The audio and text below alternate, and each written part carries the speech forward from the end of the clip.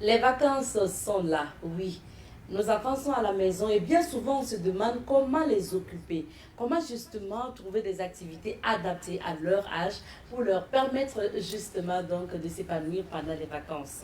Ne vous en faites pas. Aujourd'hui, on a décidé de parler des activités de vacances et surtout comment occuper sainement ses enfants pendant les vacances. Mesdames et messieurs, bonsoir et bienvenue à l'émission Féminin Pluriel ce soir. Nous sommes ravis de retrouver les téléspectateurs, ravis également d'être avec nos invités. Nous sommes avec Monsieur Paulo Pogini Maximo Ouba, qui est sociologue de formation. Aujourd'hui, il est justement fondateur de ce centre qui se trouve à Fata, Niamfodano, qui accompagne aussi les jeunes. Bonsoir à vous, Monsieur Ouba. Bonsoir, excellente journaliste. Bonsoir, brillant sociologue. Comment allez-vous? Je vais bien par la grâce de Dieu. Dieu merci. Alors, sur le plateau, nous avons également un brillant psychopédagogue qui est sur le plateau avec nous. Il s'agit de M. Marius Sandvidi avec qui nous allons partager le plateau. C'est votre première fois chez nous, donc on vous dit bonsoir et Néong. Merci bien, bonsoir madame. Merci d'être avec nous. Cet accueil chaleureux. Merci bien, M. Sandvidi. Je rappelle que vous êtes un coach, donc psychopédagogue. On va savoir de quoi il s'agit tout à l'heure. Alors, Monsieur Ouba, je le disais tout à l'heure, avant de parler de l'occupation des enfants pendant les vacances, vous êtes au cœur d'un centre à Fada. Vous êtes fondateur de ce centre appelé Niamfodano. Alors, c'est quoi l'actualité du centre actuellement avec les vacances et tout? Ok. Actuellement, nous sommes dans la célébration de la journée de l'enfant africain. Hier, par exemple, nous étions dans une des communes de la province du Gourma, Diabo, voilà, et un partenaire qui nous a fait confiance pour organiser la célébration de cette journée de l'enfant africain. Au-delà de cela, nous avons nos activités habituelles, qui est la bibliothèque que nous avons, que nous ouvrons pour les jeunes, les enfants et les parents, et aussi les activités de vacances que nous préparons pour accompagner les parents à occuper sainement les enfants. Donc voici ce qui fait l'actualité à Niamfodano du côté de Fada. Comme quoi ce n'est pas anodin, comme le fait qu'on vous invite pour partager ce plateau et surtout partager donc, développer ce thème avec nous, parce que Niamfodano est dans la dynamique aussi d'accompagner les enfants à bien passer leurs vacances. Alors, M. Sandvidi, vous êtes psychopédagogue, comme je le disais tout à l'heure. Ça consiste à quoi votre travail pour éclairer davantage les téléspectateurs? Alors, pour ce qui concerne la psychopédagogie, il faut dire que c'est une articulation entre la psychologie et la pédagogie. Voilà, psychologie qui prend en compte la gestion donc, des émotions, les vibrations, disons même de l'âme, de façon générale. Et aspect pédagogique, quand on parle de pédagogie, c'est le fait de guider l'enfant ou l'apprenant même de façon générale. Alors donc la psychopédagogie consiste à partir donc de connaissances psychologiques de l'enfant pour mieux l'accompagner dans son apprentissage et au-delà de l'apprentissage pour une formation intégrale. Et je suis vraiment très ravi de partager ce plateau parce que ce que je viens d'entendre comme proposition et comme promotion de la part de M. Ouba, c'est vraiment une belle initiative que je salue. Voilà, et disons que nous avons des initiatives parallèles et je suis vraiment très content de l'entendre dans ce sens. Donc vous n'accompagnez pas les enfants que pendant l'école, mais aussi pendant les vacances? Bon, disons que surtout pendant les vacances, nous s'est structuré de sorte à former ceux-là même qui vont accompagner les enfants. Nous sommes en contact également avec les parents parce qu'il y a des enfants qui ont de véritables difficultés d'apprentissage et cela s'est pris en compte parce que par moment c'est lié en fait à un problème de blessures socio-familiales ou bien même scolaire. Et donc nous avons un accompagnement qui va de l'année scolaire et pendant les vacances. C'est beaucoup même plus intense, je dirais. D'accord. Voilà. D'accord. Donc, monsieur Ouba, pour parler d'activités de vacances, on sait que pendant les vacances, généralement, quand les enfants partent en vacances, ils ont dans leur tête le fait de se reposer. Voilà, c'est vraiment les vacances, il faut s'amuser. Et c'est en ce moment que vous parlez de les occuper. Pourquoi les occuper alors que ce sont les vacances? C'est vrai. nous disons toujours à Yamfodano qu'un enfant a besoin de 3 choses. Pendant les vacances, il a besoin de se reposer, il a besoin de se détendre et il a besoin de passer des moments de qualité avec ses parents. Parce que l'école, le rythme scolaire, l'école et aussi le rythme professionnel des parents fait que nous n'avons pas toujours ces moments de qualité avec les enfants pendant l'année scolaire. Donc souvent, nous profitons maintenant des vacances pour offrir à ces enfants-là ces moments de qualité. Mais aussi parce qu'ils ont travaillé, ils ont fourni des efforts, ils ont besoin de bien se reposer. Mais je me dis toujours aux enfants qu'au-delà de 10 jours, 2 semaines, rester là à dormir, tu risques maintenant de prendre de mauvaises habitudes liées à l'oisiveté. Et on aime dire que l'oisiveté est mère des vices. Donc, pour que les enfants ne tombent pas dans les vices, il est important qu'avec les parents, que nous puissions imaginer des activités ludiques, des activités saines, des activités qui ne sont pas dangereuses, afin que ces enfants-là soient occupés et aussi qu'ils se préparent par rapport à l'année prochaine. Pourquoi pas? Et se préparer à l'année prochaine, ça peut passer aussi par plusieurs activités. Et comme M. Sanvidi l'a dit tout à l'heure, ça peut être, l'accompagnement peut être pendant l'école, mais aussi pendant les vacances. Pourquoi c'est important pour vous, M. Sanvidi, de les occuper pendant les vacances? Alors, peut-être que je serai très choquant. Ah oui. Mais je dirais d'abord que les enfants ne sont même pas des êtres qui aiment le repos. Voilà. Parce que, d'abord, du point de vue biologique, l'enfant est en croissance. Donc, au fond de lui-même, en fait, il y a un mouvement. Et je dirais que l'enfant c'est comme un central énergétique. Voilà, l'enfant est un central énergétique parce qu'il est en croissance. Et vous verrez bien que ceux qui laissent leurs enfants, comme quoi ils veulent qu'ils se reposent, ils sont dérangeants. Bien sûr, par moment, il faut trouver quelque chose à faire. Les grandes personnes même savent se reposer, mais pour l'enfant c'est difficile parce qu'il est en croissance. Et puisque le cerveau même travaille pendant le repos, c'est le moment où il faut profiter effectivement, comme M. Ouba l'a si bien dit, pour en fait recadrer certaines choses. Parce que le danger, un enfant qui se repose, si le repos est appelé inertie ou bien inaction, c'est vraiment un danger. Voilà, il devient vraiment une bombe à retardement en préparation. Parce que s'il ne fait rien, si vous ne lui donnez pas quelque chose à faire, ça veut dire qu'il n'y a pas de cadre, lui-même il trouvera quelque chose à faire. Et si malheureusement ce qu'il observe ou bien ce qu'il fait n'est pas positif, ça va impacter négativement. Donc l'enfant ne peut même pas ne pas être occupé. Et je dirais même que pour l'enfant, le repos, bon, de façon générale même, le repos serait pour les morts. Voilà pourquoi je dirais que c'est peut-être choquant, mais on ne peut même pas parler de repos en fait pour un être vivant. Le repos c'est pour les morts. Maintenant, voilà, on peut parler peut-être de changement d'activité. Et ce que nous considérons comme vacances, c'est une variation, c'est un changement d'activité. Voilà. Et donc c'est vraiment une très bonne chose que de penser à occuper les enfants, parce que sans quoi, ils s'en occuperont et peut-être de la pire des manières.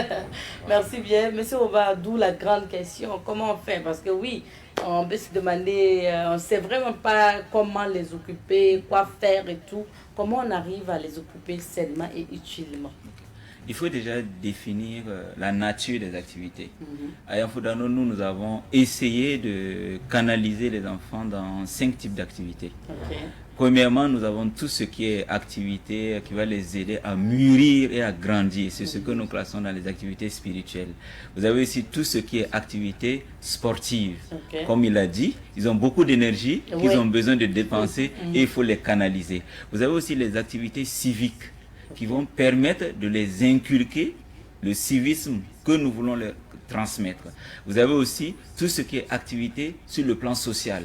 Il faut apprendre aux enfants à faire des activités qui vont rentrer dans le cadre de la solidarité. Et nous avons aussi les activités qui vont rentrer sur le plan professionnel.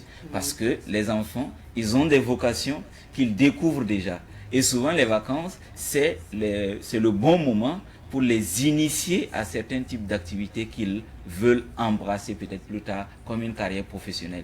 Donc, lorsque vous essayez de voir avec l'enfant, vous allez définir avec l'enfant la nature de l'activité qui va l'occuper pendant les vacances. Mais travailler à varier, à lui donner un peu de tout, afin que lorsqu'il va reprendre l'école encore, qu'il ait essayé plusieurs choses et que surtout, comme on aime dire aux parents, à la rentrée, nous confions nos enfants aux enseignants.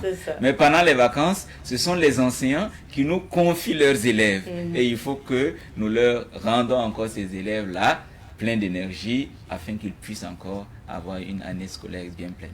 Avec peut-être un plus, bien certainement. C'est l'avantage. Vous avez parlé d'activité du moins spirituelle. Comment ça se passe généralement pour les amener aussi à ça? Oui, aujourd'hui, nous voyons que beaucoup de jeunes qui dévient, c'est des jeunes qui sont en manque de spiritualité. Aujourd'hui, nous avons une vie sur terre qui est de plus en plus difficile. Donc, donner aux enfants des perspectives au-delà des souffrances, des difficultés et des circonstances difficiles que nous avons ici sur la terre, c'est leur permettre aussi de pouvoir espérer de meilleures choses. Et aujourd'hui, lorsque l'école est là, nous n'avons pas toujours le temps de méditer la parole de Dieu, nous n'avons pas toujours le temps de prier ensemble, nous n'avons pas toujours le temps d'avoir tous ces éléments-là qui peuvent aider l'enfant à grandir et à mûrir spirituellement. Je le dis encore, notre jeunesse a besoin de fondations spirituelles. Et pendant les vacances, ça peut être l'occasion vraiment, que ce soit des stages pour mieux apprendre les préceptes du Coran, ou encore chez nous, ce qui va permettre à l'enfant de gagner encore les principes bibliques, les découvrir, les expérimenter. Nous le faisons plus afin que les enfants puissent avoir cette base spirituelle-là qui va leur permettre de construire sur du solide. On aime dire chez nous que lorsqu'on construit sur la foi, on construit sur du roc. Bien sûr. Monsieur Sanvidi, d'autres activités que vous voudrez bien partager avec nous qu'on peut utiliser pour les occupations? D'accord, merci bien. Je répondis d'abord par rapport à ce qu'il a dit. Du point de vue, par une approche psychopédagogique, il faut dire que l'école, il y a un psychologue américain, Howard Gardner, qui parle de 9 types d'intelligence. Et ces 9 types d'intelligence ne sont pas toutes prises en compte au cours de l'année scolaire. Voilà. Et nos systèmes éducatifs, et pas seulement ici, même ailleurs, ce qui est beaucoup pris en compte, parce qu'il y en a jusqu'à 9, ce qui est surtout pris en compte, c'est 2. C'est l'intelligence logico-mathématique et l'intelligence verbale ou encore linguistique. Alors qu'il y en a jusqu'à 9. Donc, les 7 autres-là ne sont pas exploités à l'école. L'intelligence musicale, l'intelligence spatiale, l'intelligence extra-personnelle, interpersonnelle, il y a l'intelligence naturelle, et il y a l'intelligence corporelle. Toutes ces intelligences-là ne sont pas prises en compte. Et il y a l'intelligence existentielle, il parlait tantôt de spiritualité.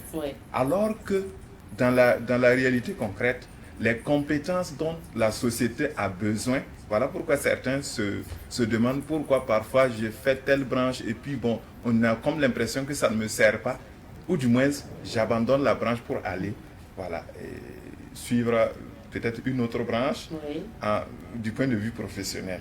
C'est parfois lié en fait à un problème donc je dirais même d'orientation. C'est peut-être lié aussi à un problème de discernement. Et pendant les vacances, par exemple, en plus de ce qu'il vient de dire, il y a la possibilité effectivement de permettre à l'élève de se découvrir. Voilà. Et la découverte de soi, de son identité réelle. Nous sommes des Burkinabés, on parle d'homme intègre. Mais concrètement, de quoi s'agit-il? Donc, les actions de civisme, donc, puisque je suis également promoteur avec notre structure naissante, du nom de ASBA, architecte des savants et bonheur des apprenants. Voilà, donc, ce sont de telles activités qui sont vraiment à promouvoir. Et pour ajouter ce que je disais tantôt, donc permettre à l'enfant de se découvrir à travers donc des aspects des tests et aussi sur les aspects spirituels, l'intelligence existentielle, c'est vraiment être capable de porter une réflexion sur l'existence, sur des choses métaphysiques, au-delà de ce qu'on voit. Donc ça forme déjà l'enfant sur des aspects spirituels, sur des aspects métaphysiques. Donc ce sont autant d'éléments qu'il faut vraiment, sur lesquels on travaille pendant les vacances. Donc si on est conscient que pendant l'année scolaire, on ne travaille que sur 2 intelligences sur les 9, pendant les vacances, on peut orienter les idées ou les activités vers les 7 autres intelligences pour mieux connaître l'enfant, ou sinon pour mieux faire découvrir l'enfant par lui-même à travers les activités. Et comme quelqu'un le disait, l'école forme, certes, mais par rapport aux compétences et la vie concrète, en fait, qui nous permettent d'acquérir, en fait, certaines compétences. Bien sûr. Voilà, c'est sur le champ. D'accord, Monsieur Oba, c'est vrai que quand on parle généralement d'activités aussi pendant les vacances, on pense aussi aux activités qui peuvent apporter de l'argent. Oui. Quoi qu'on dise, c'est la réalité au Burkina. Certains enfants travaillent. Bon, travailler, c'est trop dit parce que le travail des enfants aussi, c'est interdit. Mais en tout cas, ils mènent des activités pour avoir de quoi payer souvent même leur scolarité et tout. Qu'est-ce que vous pensez de ces activités? J'aime dire qu'il faut toujours faire la part des choses entre l'initiation et l'exploitation. D'accord. Lorsqu'on veut faire travailler un enfant, il faut penser peut-être à son initiation à un métier pour qu'il découvre sa vocation et qu'il s'exerce. L'autre côté, c'est quand on exploite l'enfant, notamment nous avons tout ce qui concerne les pires formes d'exploitation des enfants, nous devons les combattre, que nous soyons enseignants, que nous soyons sociologues, que nous soyons journalistes ou que nous soyons simplement parents. Ça, c'est vraiment important. Lorsque nous parlons d'occuper les enfants sur le plan économique, c'est les accompagner à découvrir le métier ou encore l'occupation professionnelle qu'ils aimeraient exercer plus tard. Et c'est très simple. Nous avons par exemple l'éducation financière. Il faut apprendre l'enfant à découvrir les principes de l'argent.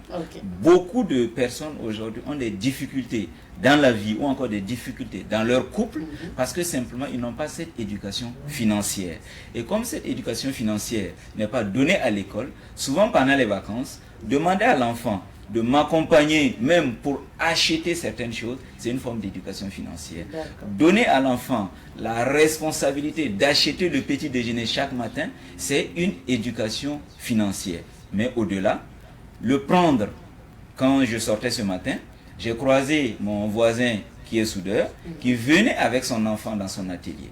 Par exemple, pour des métiers de ce type-là, il y a des mesures de sécurité qu'il faut prendre. Parce que l'enfant est dans un atelier où il y a des débris métalliques, un atelier où il travaille avec l'électricité. Donc, pour cet enfant-là, par exemple, il faut être très prudent pour ne pas exposer l'enfant aux risques qui sont liés à ce métier. Donc, faisons la part des choses entre l'initiation, la mise en danger et l'exploitation. Donc ces 3 niveaux et les parents doivent vraiment être vigilants lorsqu'ils veulent vraiment mettre les enfants en situation professionnelle. Et l'exemple palpable, M. Oba, c'est notamment surtout pour les commerçants qui ont l'habitude pendant les vacances d'amener leurs enfants aussi au niveau des marchés. Qu'est-ce que vous pensez de ça? Voilà, c'est là où aussi il faut faire très attention pour ne pas exposer l'enfant. Parce que ce n'est pas à tous les lieux qu'il faut envoyer l'enfant vendre quelque chose. Par exemple, mais il y a une sœur de l'église, il y a ses enfants, quand ils sont venus la dernière fois, ils ont demandé à ce que mes enfants viennent chez eux. Et lorsqu'ils sont allés, quand je suis allé pour les chercher, j'ai vu une petite boîte de bonbons et elles m'ont dit que c'est leur ami qui vend les bonbons. Ils vendent les bonbons. Et qu'à un moment donné, ils sont sortis, ils étaient assis devant la porte et ils essayaient de vendre les bonbons. Lui, il a dit à sa maman, ah, j'ai vu mes amis qui se promènent, qui vendent des choses. Moi aussi, j'aimerais vendre quelque chose. Et sa maman a acheté les bonbons, mais c'est dans la cour que l'enfant vend les bonbons. Donc, il faut être prudent. Pour ce qui concerne la vente, de ne pas mettre en danger l'enfant. Ce qui est dangereux, par exemple, quand je vois des enfants qui, dans les gares, vous les exposez non seulement les risques d'accident, mais surtout, une gare, c'est là où on peut flatter un enfant qui va monter dans un car et disparaître avec lui. On peut l'enlever facilement. Une gare, c'est aussi là où l'enfant peut être exposé par rapport à d'autres jeunes. Il est en concurrence avec d'autres. Il n'a pas le même âge. Une bousculade ou autre, un accident est vite arrivé. Et l'autre élément, c'est quoi? C'est ceux qui laissent leurs enfants aller vendre dans les débits de boissons. Oui, c'est vrai. C'est souvent très à des heures indues. Hein. Vous voyez, là aussi, c'est vraiment quelque chose à proscrire. Si vous voulez vraiment initier votre enfant au commerce, soyez sûr d'une chose, c'est qu'il soit à côté de vous, D'accord. que sa vie ne soit pas mise en danger. Ça, Ok. c'est important. Mais, monsieur Sanidi, qu'est-ce que vous pensez des activités comme ça qui apprennent à gérer l'économie ou qui apprennent le commerce aux enfants? Parce que ça fait partie aussi des activités de vacances. Ok, effectivement, c'est très important. D'abord, il faut dire que par définition, l'économie, c'est d'abord avant tout la gestion de la maison. Oikos qui veut dire maison et nomos qui veut dire, c'est du grec, nomos qui veut dire gérer ou bien règle, en fait. Donc, partant de là, en fait, l'éducation même de base, par exemple, apprendre même à un enfant comment arrêter un interrupteur quand il le faut, c'est déjà économiser. Et c'est d'abord là même qu'il faut partir. Donc ce sont des éléments d'abord simples, en fonction de l'âge. Et comme il a si bien dit, il y a des choses qu'il ne faut pas précipiter. Il faut adapter les choses en fait à l'âge de l'enfant. Voilà, donc déjà commencer par des choses vraiment élémentaires, éduquer l'enfant à payer, par exemple, quand on paye l'électricité et tout ça là, lui faire prendre d'abord conscience même de cela. Voilà. Qu'au cœur de la famille, il a aussi une responsabilité qu'il doit prendre en fait en compte. Voici les choses qui s'achètent, voici comment aussi il faut économiser. Voilà comment il faut économiser. L'eau et voilà, pour le petit déjeuner, il a bien dit, pour des choses encore, il y a des choses vraiment élémentaires sur lesquelles il faut même commencer par travailler. Parce que l'esprit de l'enfant se développe à travers ça, en fonction de son âge. D'accord. Voilà, donc c'est vraiment très capital. Vous avez parlé de l'âge et moi, il y a une question qui me taraude l'esprit. Est-ce que justement, il faut même choisir l'activité en fonction de l'âge de l'enfant, l'activité de vacances? Bien entendu, ça dépend véritablement de l'âge. Parce que, prenons, on va considérer vraiment les enfants qui peuvent être concernés. De 3 à 6 ans, l'enfant a un besoin affectif énorme. Et c'est le moment où il faut passer, en fait. Et puis, il est en train de développer la motricité et bien d'autres formes pour vraiment exprimer ou recevoir cette affectivité de la part des parents et de la part de la société. Ça sera quoi comme activité adaptée à l'enfant de 3 à 6 ans, vous avez dit? Oui, de 3 à 6 ans. En fait, il faut trouver des activités récréatives, mais éducationnelles également. Voilà. Donc, qui sont très très accessible. Ça peut être de produire quelque chose, de fabriquer quelque chose.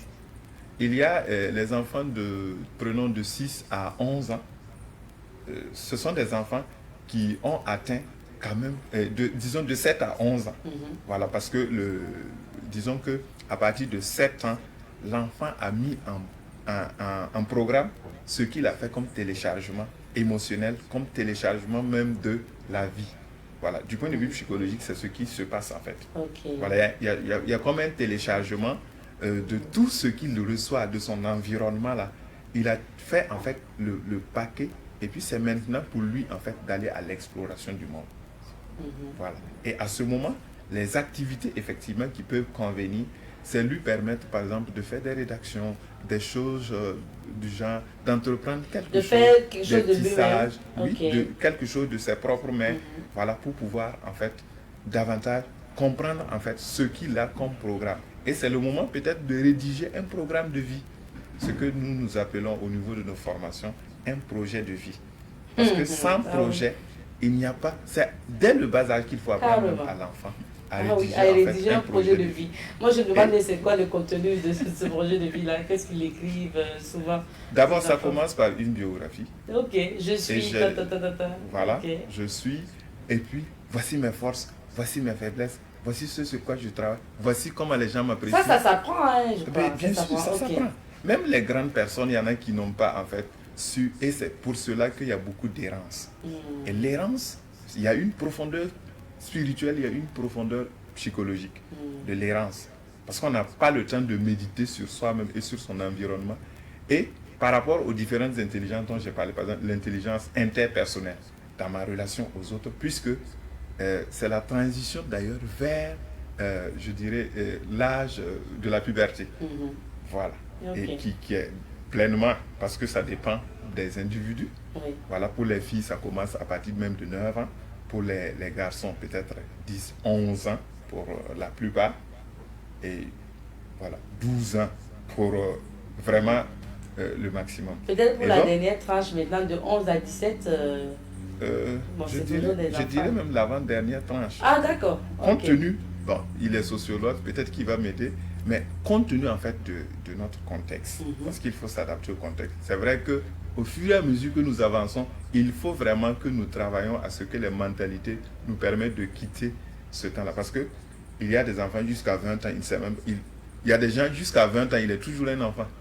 Sinon même un bambin, parce qu'il est totalement dépendant de ses parents. Et nous tous, d'une manière ou d'une autre, nous sommes passés par là pour après peut-être en prendre conscience. Donc, disons de 12 à 16 ans, bon, disons 15 ans révolus, de 12 à 15 ans révolus, c'est l'âge même de la puberté, où le jeune croit que le monde ne tourne qu'autour de lui. Et c'est le moment justement du recadrement.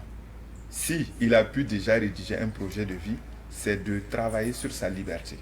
Et généralement, pour les accompagnements psychopédagogiques, c'est ce sur quoi nous travaillons. Amener le jeune, en fait, à prendre ces énergies qu'il a, qui débordent, et qu'il pense que le monde ne tourne qu'autour de lui. Là. Prendre ces énergies-là et les canaliser, les orienter vers son projet de vie. Et par rapport, il y a les attentes des parents, lui permettre de comprendre que ce que les parents lui demandent, ou bien ce que tout le système lui demande, ce n'est pas contre lui. Et voir dans cela sa liberté. Et pour un type d'enfant comme ça, c'est quelle activité pendant les vacances qui sied? L'activité qui sied, bon, il y en a tellement. Mais quand vous parlez un peu de liberté, est-ce qu'il faut même le laisser choisir ce qu'il veut faire? Tout passe par un échange.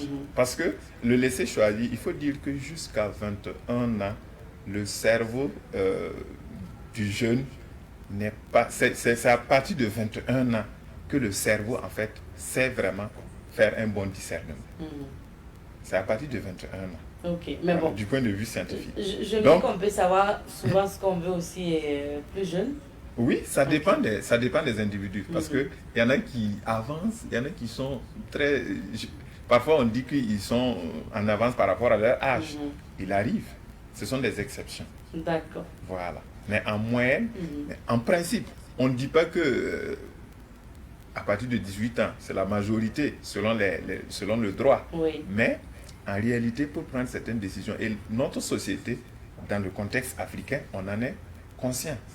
Et c'est la raison d'ailleurs pour laquelle on essayait d'encadrer. Vous voyez que même le jeune marié, il est toujours dans la grande famille pour être conseillé, lui et sa femme, et jusqu'à un certain âge. Oui. Revenant justement aux activités, donc les activités doivent être étudiées avec le jeune.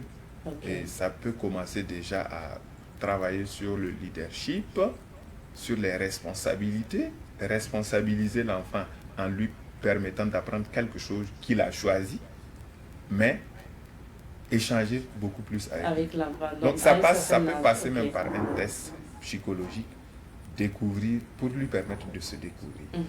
Monsieur Obama, oui. Donc il y a aussi de 16 à 20 ans. Ah oui, qui vous considérez sont toujours des enfants.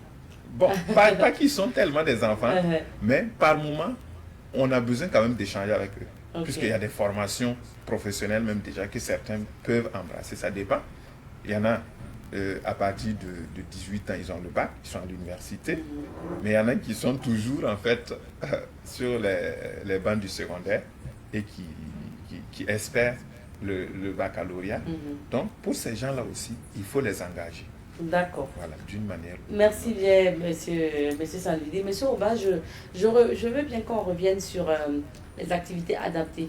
Souvent, en termes de l'âge, est-ce qu'il faut même choisir l'activité, disons, en échangeant avec l'enfant, par consensus, si on veut le dire?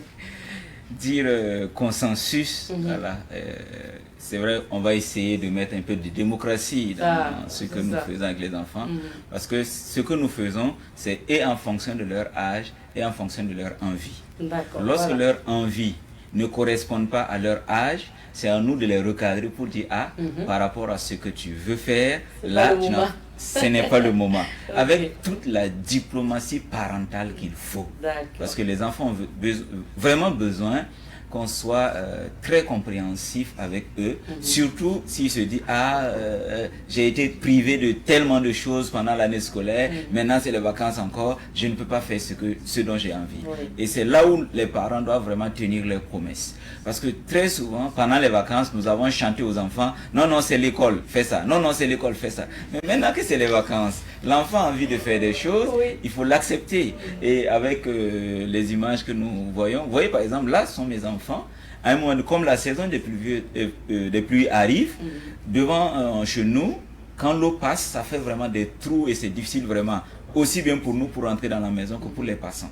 Donc, au cours de la semaine, qu'est-ce que nous avons fait? Ensemble, nous avons ramassé de la terre que nous avons mis dans des sacs et nous avons déposé devant la maison, comme vous le voyez ici. Et là, j'ai vu que les enfants étaient intéressés. Ils voulaient aussi dire, ah non, ce sac-là, c'est nous qui allons le soulever. Alors que je ne les ai pas appelés à venir le faire. Vous voyez, elles ont eu envie de le faire. Et je les ai encouragés à le faire en étant vigilants parce qu'on était au bord de la route, ainsi de suite, pour ne pas les mettre en danger. C'est vraiment ça. L'autre volet aussi, à un certain âge, les enfants vont commencer. Je commence à leur demander, qu'est-ce que tu aimerais faire plus tard comme métier? La plus petite... Clairement. À quel âge, rappelez-nous la plus petite, elle a 6 ans. Voilà, elle passe au CP2, Joséphia. Voilà. Et là, elle a dit, elle sinon, j'allais dire la plus petite est bébé. C'est vrai, c'est vrai, effectivement. Merci de me le rappeler. La deuxième, la deuxième, elle a 6 ans, elle passe au CP2. Et là, elle a dit qu'elle veut devenir coiffeuse et journaliste. Oh oui. Coiffeuse et journaliste. Donc là, je me suis engagé. Elle a dit qu'elle veut que je lui achète un micro pour qu'elle commence à s'entraîner. Je lui ai acheté.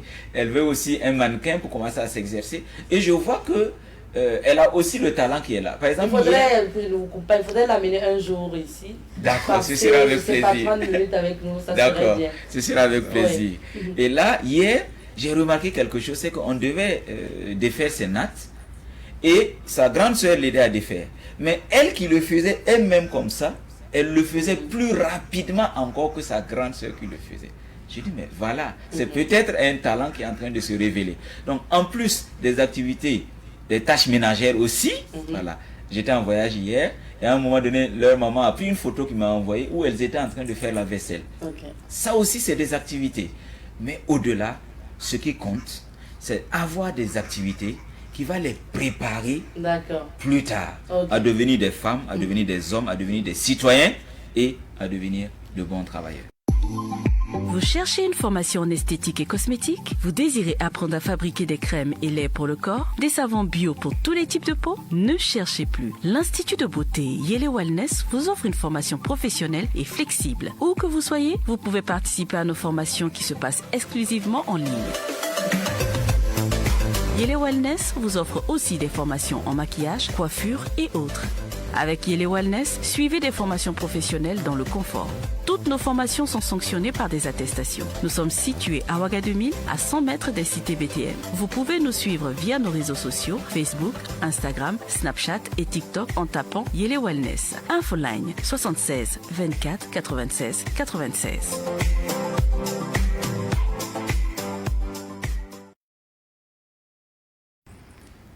On parle d'occupation saine des enfants pendant les vacances et nous sommes avec monsieur Maxime Oroba qui est sociologue, également avec monsieur Marius Sanvidi qui est psychopédagogue. Alors monsieur Oroba, avant justement cette pause publicitaire, vous parliez notamment donc des activités adaptées. C'est ça. Voilà. Est-ce qu'on peut continuer sur la liste des activités? Ok. Donc, aussi bien M. Sanvidi que moi, lorsque nous disons qu'il faut être à l'écoute des enfants, ce n'est pas simplement pas que nous voulons faire la promotion de l'enfant roi qui fait ce qu'il veut, quand il veut, avec qui il veut et avec quel montant il veut. C'est juste que nous devons les accompagner à choisir ce qui est adapté à leur âge et à ce qu'ils ont déjà exprimé comme désir en termes de vocation. Donc, vous avez aussi aujourd'hui les activités liées à la terre. Vous savez, on accompagne souvent les enfants à découvrir les métiers liés à la terre. Ça peut être une sortie dans une ferme. On n'a pas besoin de budget vraiment pour ça. Vous pouvez, vous entendez avec un promoteur qui a sa ferme et vous lui dites non, j'aimerais emmener mes enfants pour qu'ils viennent découvrir ce que vous êtes en train de faire. Et je vois que la personne ne va pas vous dire non. D'ailleurs, je vous parlais de la cadette qui a proposé.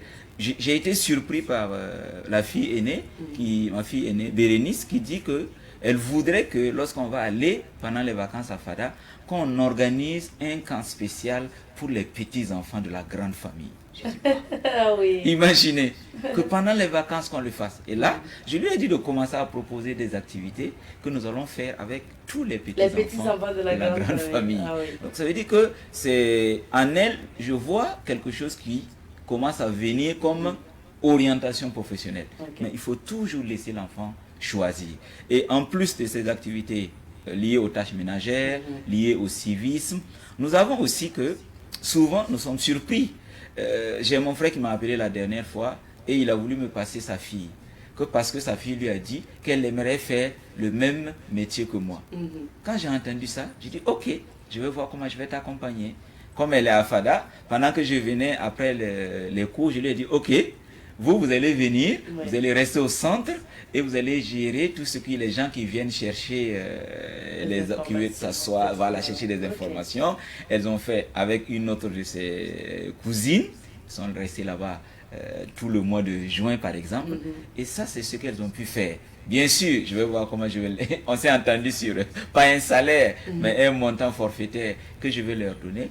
Tout ça pour les motiver à connaître quoi? Ce que c'est que l'effort. Ça, c'est vraiment important lorsque nous voulons occuper sainement nos enfants pendant les vacances. D'accord. J'aimerais bien qu'on parle de l'écran maintenant, mais c'est ça, de l'écran. Donc, la télévision, donc Internet, les tablettes et tout ce qui va, le téléphone, tout ce qui va avec.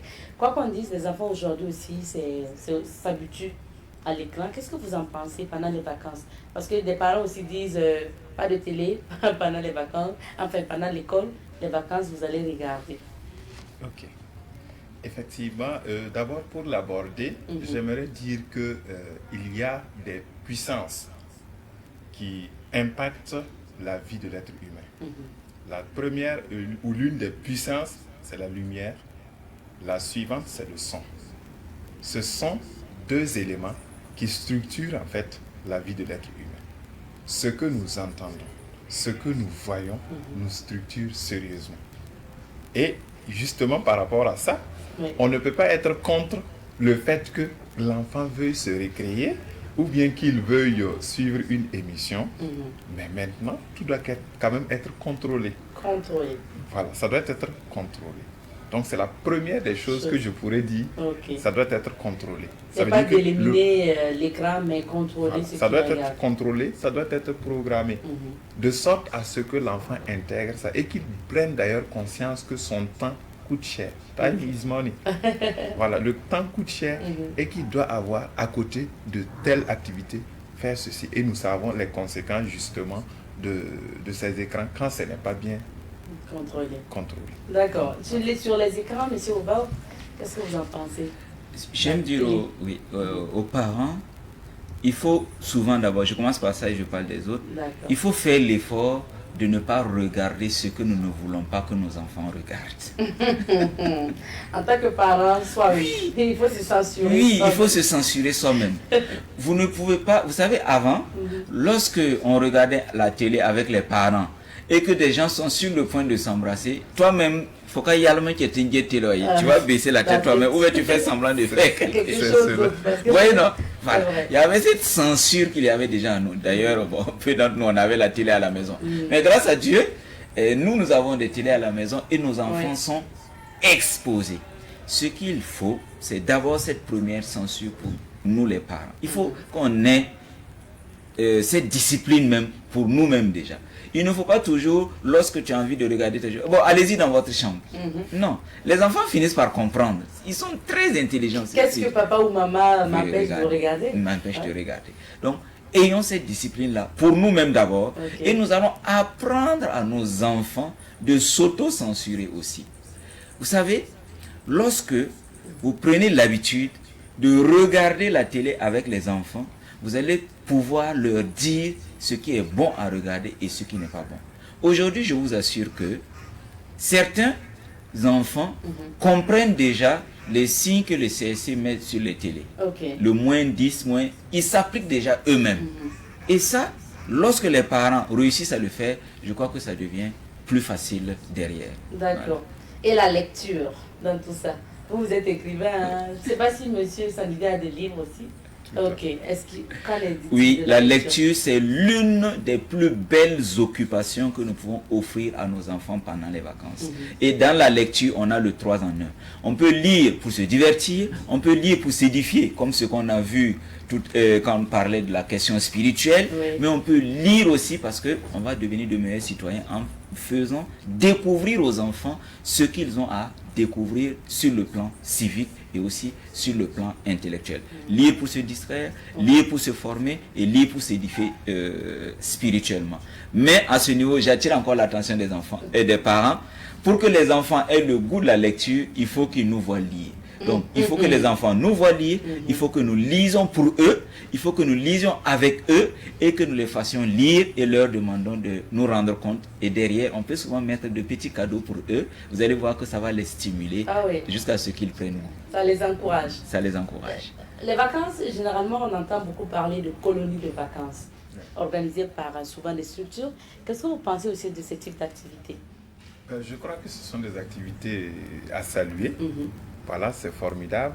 Tout dépend simplement du contenu.